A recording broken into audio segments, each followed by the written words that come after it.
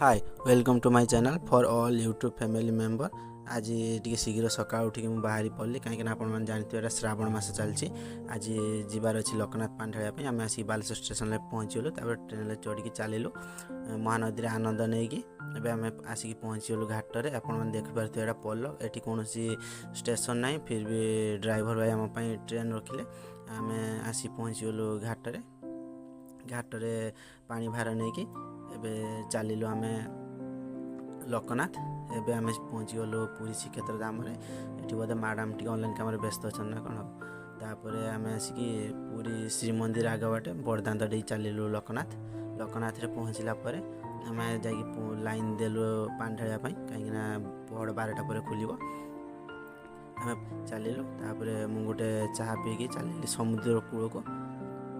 एठी बहुत सारा मजा है जार वीडियो मु नेक्स्ट वीडियो रे अपलोड करी।